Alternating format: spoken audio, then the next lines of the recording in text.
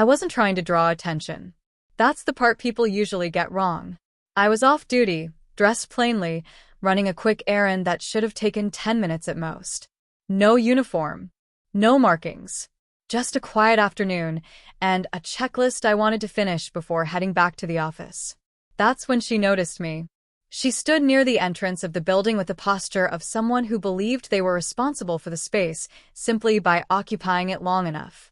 Arms crossed, chin slightly raised, watching me like I'd wandered somewhere I didn't belong. I ignored her at first. Experience teaches you that not every challenge deserves acknowledgement. Some situations resolve themselves if you don't feed them. This one didn't. "Excuse me," she called out sharply, loud enough for others to hear. "Can I ask what you're doing here?" I stopped and turned, polite but neutral. "I'm heading inside," I said. She frowned, clearly dissatisfied with the lack of explanation. "And you are?" she pressed. I gave her my last name. Nothing else. That only seemed to irritate her more. "This area is restricted," she said. "You can't just walk in without authorization." I glanced at the sign behind her. No such restriction existed. But pointing that out would have escalated things, and escalation wasn't my goal. "I have authorization," I replied calmly. She scoffed. "Everyone says that," she snapped. "I've lived here long enough to know who belongs." There it was. That assumption. That confidence built entirely on familiarity, not facts. "I'd suggest you leave," she continued, "before this becomes a problem." I could have corrected her. I could have explained. I could have shown her credentials. Instead, I nodded once and walked past her. That was the moment she decided I'd challenged her authority. I heard her mutter something behind me, then louder, so others could hear. Unbelievable. People think rules don't apply to them anymore. By the time I reached the door, I heard the word police. I stopped. Not because I was worried, but because I recognized the tone. That particular mix of confidence and indignation that comes from believing a phone call will restore control. She was already dialing. "Yes," she said into her phone, eyes locked on my back. "There's a man here who's refusing to identify himself and attempting to access a restricted area." Every word was chosen carefully. Not to describe reality, but to shape it. I turned around slowly. "Ma'am," I said evenly, "calling the police isn't necessary." She smiled. It wasn't a friendly smile. It was the kind that says you've made this worse for yourself. "Oh, I think it is," she replied. "People like you only understand consequences." I let her finish the call. I didn't argue. I didn't interrupt. I didn't correct her version of events. When she hung up, she looked satisfied. "They're on their way," she said. "You might want to think about how you're going to explain yourself." I considered telling her who I was right then. I didn't. Because sometimes the clearest explanation doesn't come from words. It comes from procedure. And in a few minutes, she was about to follow that procedure somewhere she never expected to be called. My command office. The patrol car arrived faster than I expected. Lights off. No sirens. Just a quiet roll to the curb, like they already knew this wasn't an emergency. Just another complaint waiting to be sorted. 2 officers stepped out. Both glanced at her first. That told me everything. She straightened immediately, shoulders back, confidence restored by the presence of uniforms.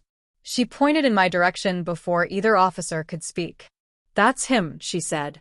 "He's been refusing to identify himself and trying to access a restricted area." The officers turned to me. "Sir," one of them said, measured and professional, "can we talk for a moment?" "Of course," I replied. No resistance. No attitude. That alone caused the first crack in her certainty. The officer asked for my ID. I handed it over, without hesitation. He studied it longer than necessary. His expression didn't change, but his posture did. Subtle. Almost unnoticeable. The kind of shift that only happens when something doesn't align with expectations. He handed the ID to his partner. They exchanged a glance. Just a quick one. But it said plenty. "Sir," the first officer said, "are you currently on duty?" "No," I answered. "I'm heading back to the office." Her head snapped toward me. The office. She scoffed quietly, as if that confirmed her assumptions rather than challenged them. The second officer looked back at the ID again. And which office would that be? I told him. Both officers went still. Not frozen. Not shocked. Alert. The atmosphere changed immediately. Not dramatically, but definitively. The kind of shift that doesn't announce itself, but you feel it in the air. The first officer cleared his throat. "Ma'am," he said, turning toward her. "Can you explain again what you observed?" She looked between them, suddenly less certain. "He was trying to go inside," she said. "He wouldn't explain who he was." The officer nodded. "Did he threaten you?" "No." Raise his voice. "No." Refuse to comply with a lawful order? She hesitated. I told him to leave. The officer paused. "And are you authorized to issue such orders here?" Her mouth opened, then closed. "I live here," she said finally. "That doesn't automatically grant authority," the officer replied. She bristled. "So, anyone can just walk in?" The second officer gestured to the door. "This building is public access during business hours." Her face flushed. "That's not what the sign says," she argued. The officer glanced at the sign she'd referenced earlier. "It doesn't say restricted," he said calmly. "It says monitored." The word hung there. Monitored. Not forbidden. Not controlled. The first officer turned back to me. "Sir," he said, "would you be willing to come with us to clarify a few things?" She smiled again. That same satisfied smile from earlier. "Yes," I replied. I was heading there anyway. "Good," the officer said. "We'll escort you." Her smile faded. "Escort," she repeated. The officer nodded. "Yes, ma'am." She looked confused now. "You're not arresting him?" "No," the officer said. "There's no cause. But I called." "You reported a concern," he corrected. "We investigated it." She stared at them as if waiting for the moment they'd snap back into the script she'd written. It never came. As we started walking toward the patrol car, she called out behind us. "So, where are you taking him?" The officer didn't turn around. "To his office," he said. She laughed once, short and uncertain. "Good luck," she called. "He'll need it." I didn't respond, because in a few minutes, she was going to receive a call of her own. And she wouldn't be laughing then. The ride to the station was quiet. No small talk. No unnecessary questions. Just the low hum of the engine and the faint crackle of the radio. The officers weren't tense, but they were attentive now, like pieces had clicked into place and they were recalibrating accordingly. When we pulled into the lot, neither officer rushed. They didn't need to. Procedure was already in motion. Inside, the atmosphere shifted again. Not louder, not dramatic, just different. Conversations lowered. Heads turned briefly, then turned back. Recognition without announcement. One of the officers leaned slightly toward me. "Sir," he said quietly, "we'll confirm a few details before proceeding." "Of course," I replied. They led me down the hall, not to processing, not to an interview room, but past both, toward the administrative wing.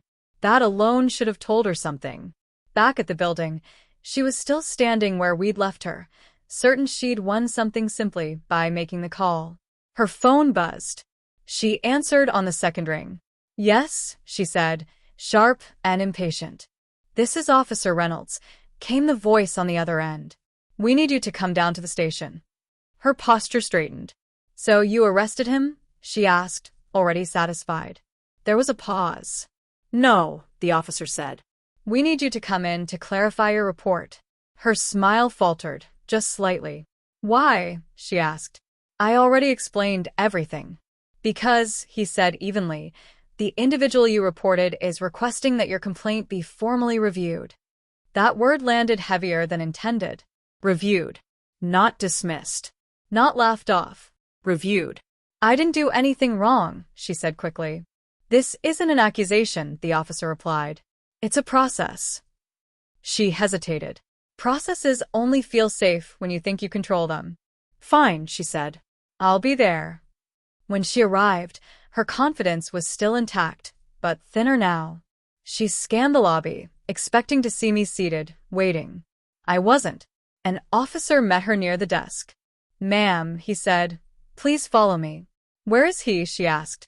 "He's already inside," the officer replied. That didn't make sense to her.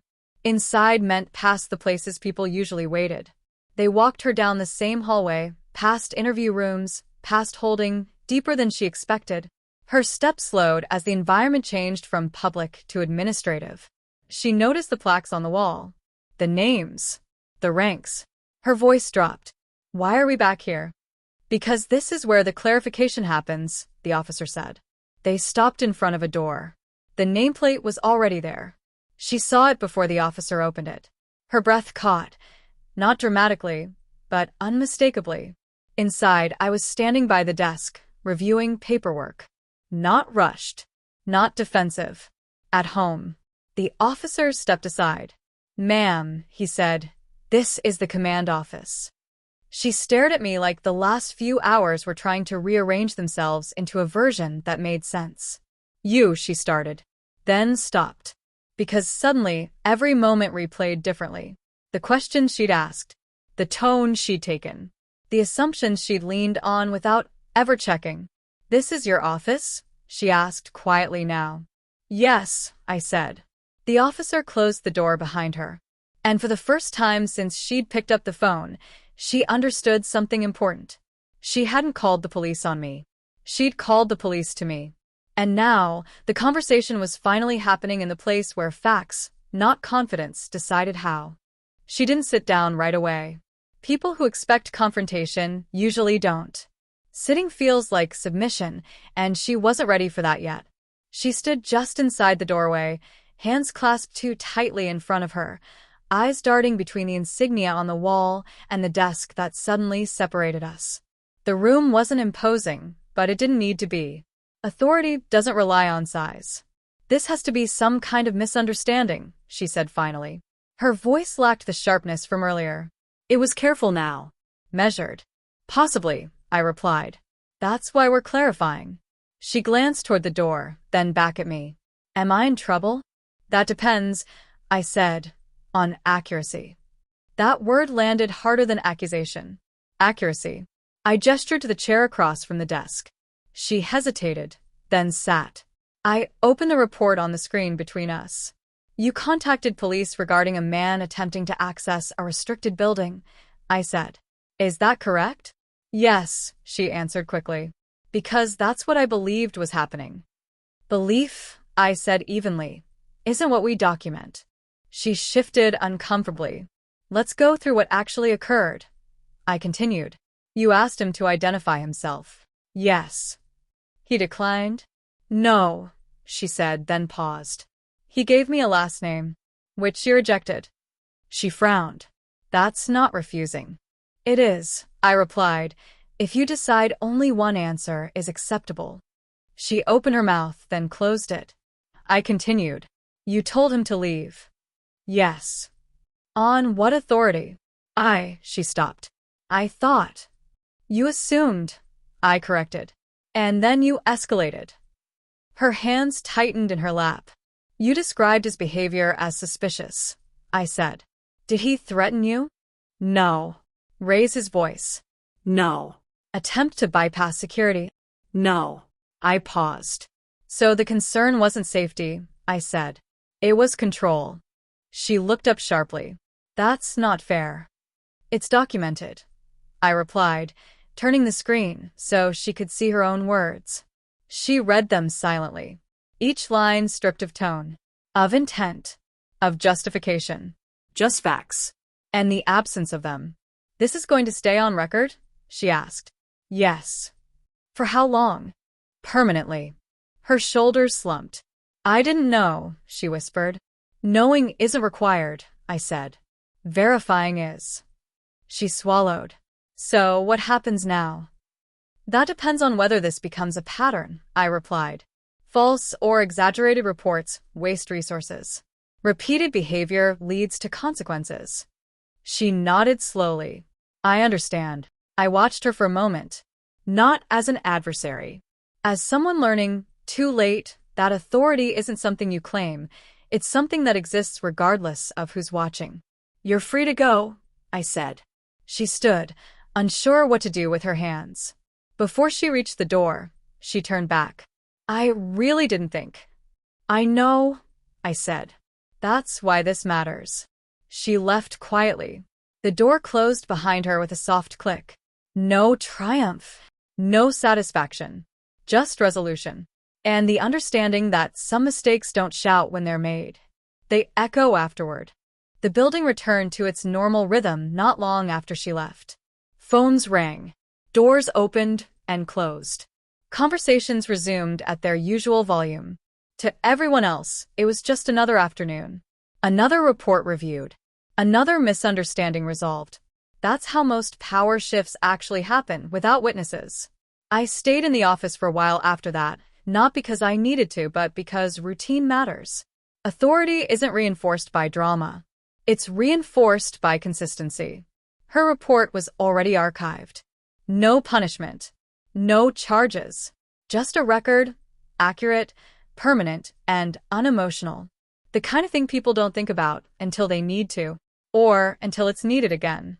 I didn't expect to hear from her after that. And I didn't. But word has a way of moving through places like ours. Not as gossip, as adjustment. People recalibrate their behavior once they understand the edges of something. Over the next few weeks, I noticed small changes. Fewer confrontations. Fewer concerned citizen calls over nothing. Less confidence built on assumption. More questions asked before action. That's how systems self-correct when they're allowed to. I saw her once more, weeks later. She was at the same building where it had all started. This time, she didn't block the entrance. Didn't cross her arms. Didn't raise her voice. She stepped aside. We made brief eye contact. She nodded, not apologetically, not defensively. Just acknowledgement. I nodded back. Nothing else was necessary. Some lessons don't require words once they've settled. What stayed with me wasn't her reaction. It was how easily the situation could have gone differently if I'd chosen to escalate early. If I'd flashed credentials. If I'd demanded compliance. But that kind of authority is fragile. It depends on performance. Real authority doesn't need to be performed. It waits. It lets people reveal themselves. Lets them build their version of events. Lets procedure do what it's designed to do. She believed the police would be a tool, something she could point in a direction and expect obedience from. Instead, she learned what they actually are. A mirror. They don't enforce assumptions. They enforce facts. And facts don't care who feels confident enough to make a call. I didn't think about her much after that. But I did think about the moment she stood in my office, realizing she'd stepped into a system she didn't understand. One that didn't bend just because she expected it to. That moment matters. Not because it humbles people, but because it teaches boundaries. And boundaries are what keep order without force. I locked up the office that evening and stepped outside. The building looked the same as it always had. Neutral.